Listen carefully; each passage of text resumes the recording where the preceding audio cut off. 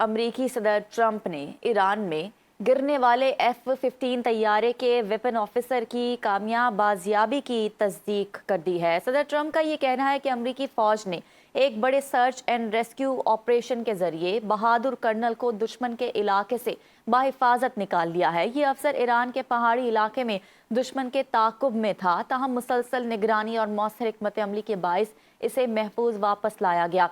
Operation के दौरान वो मामूली जख्मी हुआ, लेकिन अब खतरे से बाहर है। अमरीकी सदर ने कहा कि ये पहला मौका है कि दुश्मन के गहरे इलाके से 2 अमरीकी पायलट्स को कामयाबी से निकाला गया है। ननकाना साहिब के नवाही गांव भोलाचक में प्लॉट के तनाज़े पर फायरिंग, एक शख्स जाँ बहक जबकि दूसरा जख्मी हो गया।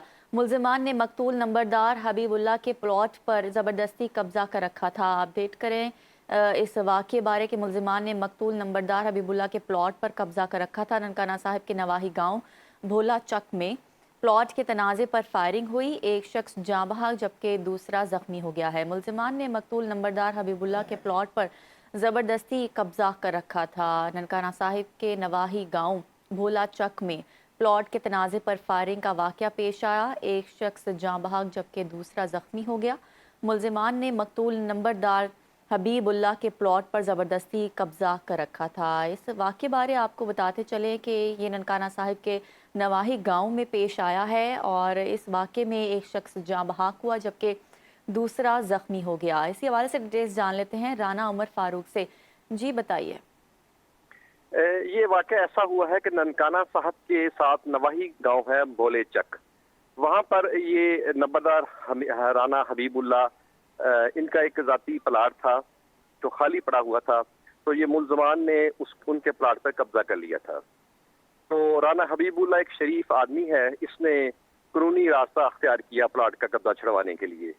तो आज सुबह सुबह ये अपने प्लाट की जानब से गुजर रहा था, मुल्ज़मान को लगा कि ये शायद प्लाट पे कब्जा करने के लिए आ रहा है, तो उन्होंने इन पे सीधा फायरिंग कर दी, जिससे राना हबीबुल्ला मौका पर जाँ बहक हो गया, जबकि इसका साथी कामरान इस वक्त शदीद जख्मी हालत में लाहौर हॉस्पिटल में दाखिल है।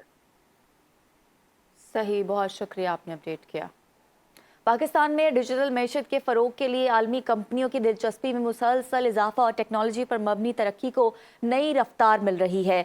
इसी तनाज़र में जैज़ और विवन की क़यादत ने वज़ीर ख़जाना मोहम्मद औरंगज़ेब से मुलाकात में $1 अरब की सरमायाकारी का मंसूबा पेश किया। ये सरमायाकारी आइंदा 3 बरसों में कनेक्टिविटी, डिजिटल इंफ्रास्ट्रक्चर और प्लेटफॉर्म्स की तौसीह के लिए इस्तेमाल की जाएगी। विवन ग्रुप ने गुज़श्ता 3 दहाइयों में पाकिस्तान में $11 अरब से ज़ायद सरमायाकारी की है और कौमी ख़जाने में 500 अरब रुपए से ज़्यादा हिस्सा डाला है।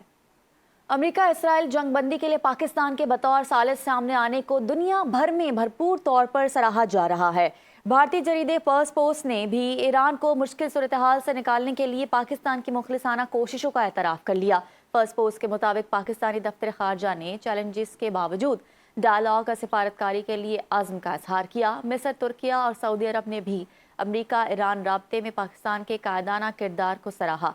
आलमी माहिरीन के मुताबिक पाकिस्तान का मुखलिसाना किरदार शरंगेज़ भारतीय किरदार के बरअक्स है।